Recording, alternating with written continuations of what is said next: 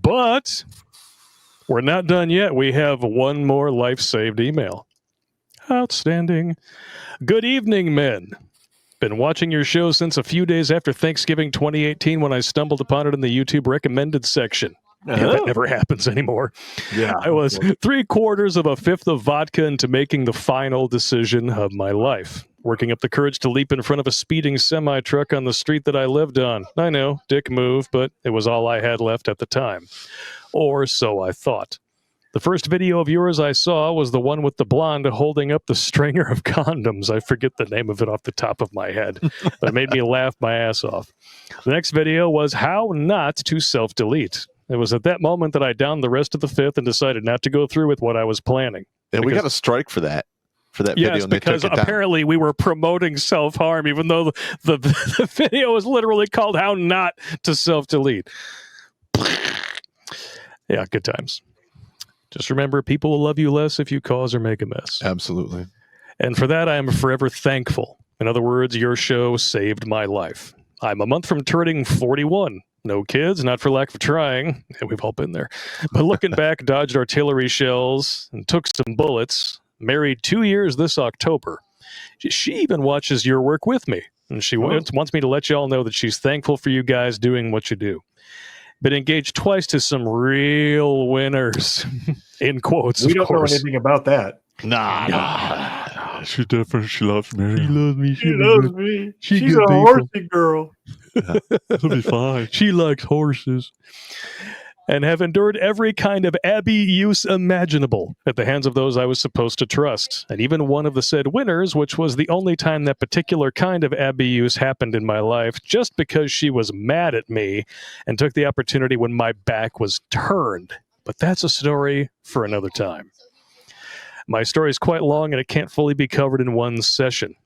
Well, that sounds like a braggart to me. The family I come from was broken up back in '88 when I was 4 due to my mother cheating on my father with a drunken, drug-addicted neighbor. Shocker. Who I found out later in life may actually be my biological father. Oh, my God. That's enough to... That is some nightmare fuel right there. That's enough to buy your shrink a boat right there. Oof. Also finding out that he was her speed pill dealer. Oh. God Also damn. a good time. Yeah. I mean, Checking all the this guy's checking all of the fucking blocks, man. I know, Wow. right? I mean, Yes, he is. Come here, let's hug it out, man. No homo. It's just like it's the romance movie we've always wanted. I remember Mom and Dad always fighting, and it absolutely terrified me. At the time, my sister was still an infant, and she was pregnant with my second sister when they split. First memory I had of them fighting was right after my grandfather's funeral. Perfect day for it. Which is the first memory I can recall seeing that man in a casket. The next memory was those two fighting and me digging myself under some pillows and couch cushions. This was 2 days after my 3rd birthday. Happy birthday to you. Fast forward to 1988 when my dad wasn't around anymore and I kept asking for him, and that's when the abuse started. My new dad was an absolute terror when drunk, which I can still smell the whiskey on his breath as he drags me back into the house from our backyard and just starts waylaying me. She did nothing to stop it. Hang on a minute. Wow. All right. This is the kind of stuff that blows my mind. Yeah. Is what do you think is going to happen when that child gets older? You are literally creating the monster that is going to mash stomp your ass. Yeah. When you're old and feeble. Yeah. You expect the kid that you let get beaten to a pulp just so you could get some strange Kiaka to put you up in the nursing home or take you in when you're sick and take care of you. I'm talking good luck with that. Yeah. Listen, I'm a big, I'm not a big forgiveness kind of guy. I hold a grudge for, administrative violence. I'm sorry. What was that? I probably hold a grudge just a little bit to the point where it's unhealthy. And I have to work on that. But if I had a stepfather that beat the crap out of me, I would be in probably prison for some type of felony violence towards that guy. Sounds French. Yeah. You go to prison. I'd be like, you know, You got the big boy pounds me in the ass of prison. Yeah, I'm not 6 years old anymore. Brings one of my older sisters, when I was 18, had an abusive husband who tooled her up good one day, and she picked up the phone, and he apparently said, "What are you going to do? Call the fucking cops?"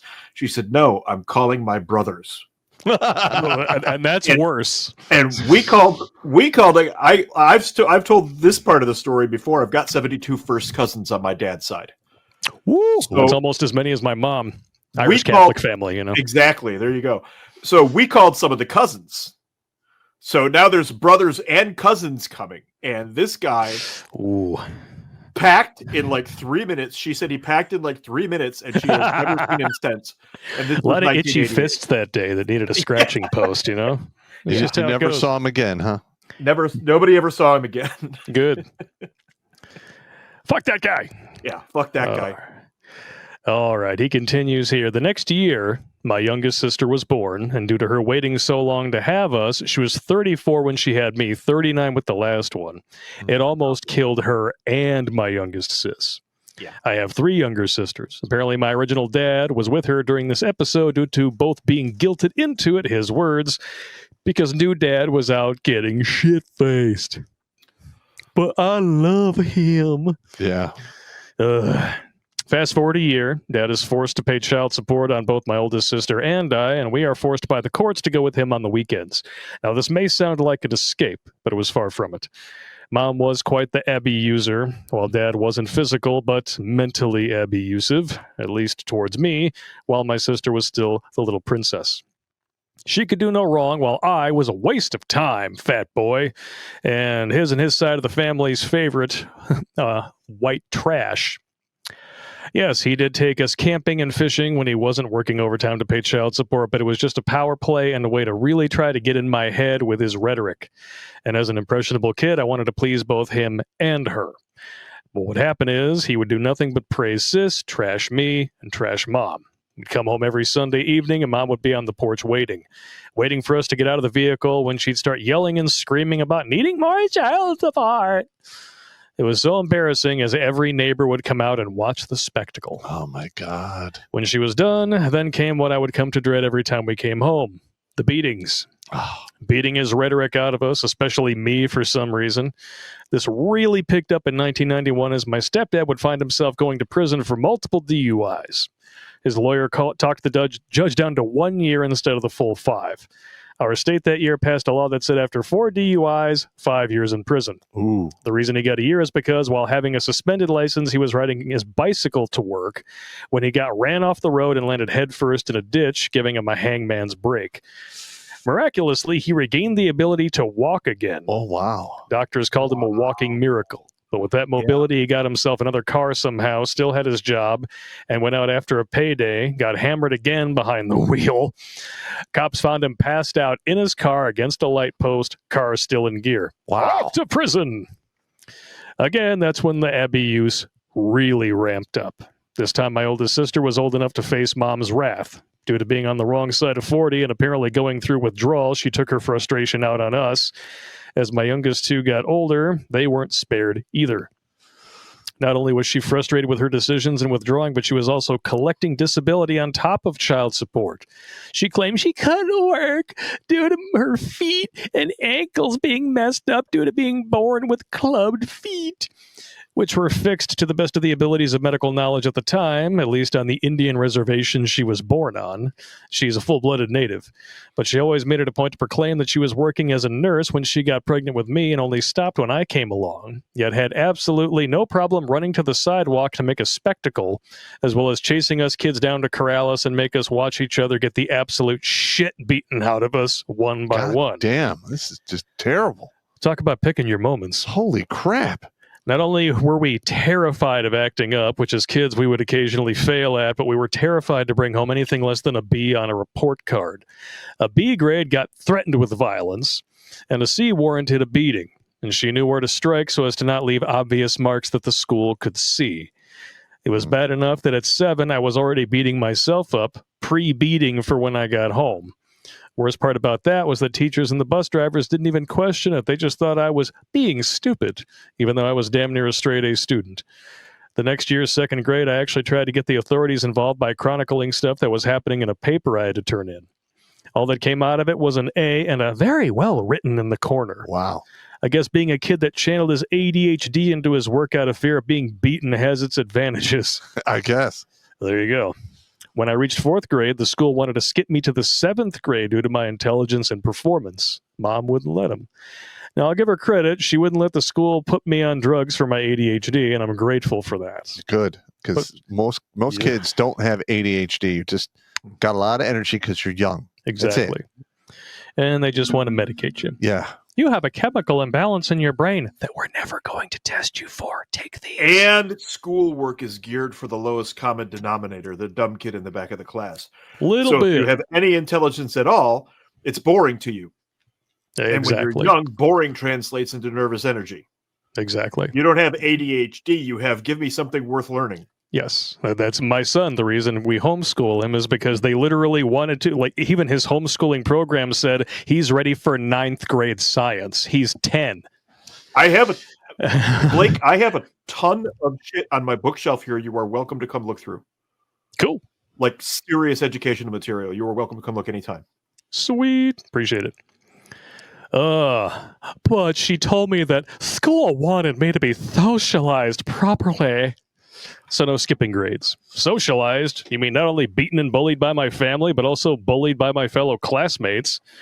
I was an odd duck, yet could hold my own, at least until 3 or more would jump me. Couldn't take me on any other way. Mm-hmm. That part went on until my junior year when I finally had enough, lost all my weight due to working concrete since I was 14. I was 260 when I got out of sophomore year, came back and I was 160 and ripped. And stopped caring what happened to me and took care of what needed to be done. Yeah, bullies would still jump me, 6 at once one time, but it was like fighting punching bags. Yeah. That's how it's done. Yeah. Sorry for jumping around the timeline, but that had to be said before I forgot. By age 13, due to curiosity, peer pressure from my stepdad calling me a pussy and a bitch, and getting his friend at the time to do so as well, and the desire to be cool at any cost, to stop the bullies at least a little bit, I had picked up drinking and smoking a few weeks before turning 13. Oh, Robert Downey Jr. write this? Yeah, I know. This was done, as I found out later, to spite my dad. Yeah, I got caught, and he got caught too by my mom, but she didn't say shit to him and beat the shit out of me instead. This pattern of behavior only stopped when I physically got too big for her to handle, and that's when my stepdad took over. It's a team effort. Now, yes, he taught me how to work on cars, how many 40-year-olds can repair drum brakes and tune a carburetor with points and condenser ignition system that you know of, as well as some more modern vehicles, at least up to about the year 2000. Taught me how to fix almost anything that can fall apart around a house, and even got me my first job with him working under the table pay, doing concrete and various other construction gigs, which that first job's pay of $30 was enough for me to stop at McGarbage for a supersized Big Mac meal and a Dr. Pepper. Yeah. And Ozzy's Blizzard of Oz album from Kmart. Now you're really dating yourself. Yes. Kmart. Yeah. Also taught me how to do boat and boat engine repair and maintenance. Now for the downside. Not only got me smoking and drinking before I was 13, but I couldn't confide in him with what was bothering me. The one time I tried telling him I felt like hurting myself, he slammed me against the concrete block wall of our garage, lifted me up with one hand by my throat while I was still well over 200 pounds, and held a shard of glass to my throat, threatening to slice my throat. Wow. That's when the multiple self-deletion attempts started. He also glorified his prime years, the 70s, to the point that anything that wasn't like how he was then was stupid, worthless, and not worth anything, and it was the best of everything. Cheap cars, cheap gas, cheap living, glorious lack of many laws, cheap booze, cheap drugs, cheaper women, and good jobs, until the Carter years. Yeah. And I should aspire to be like that, otherwise what was I doing with my life? More on that bit of advice in a bit. I've tried multiple times over the years, never was a cutter, but hanging, overdosing, putting firearms to my head, pulling the trigger, trying to get cars to lose traction on slick, curvy roads at 120 miles an hour, to my last actual attempt of jumping off a bridge into the shallow part of a river head first, so that if the impact didn't do me in, getting stuck in the mud would. Let's just say none of it worked. That's called you still have work to do. That's right. Either the rope or the mounting point would break, firearm misfired or jammed, vehicle just wouldn't lose traction. I'd somehow wake up from the overdose, witnesses telling me my heart stopped and I stopped breathing, but nobody called for medical assistance. This would include my oldest sister, my fiance at the time, and even my mom. 9 times that particular thing would happen. God dang, you are meant to be here, brother. Well, I need the Edward Rooney from Ferris Bueller. 9 times. 9 times. Yeah, wow. Damn.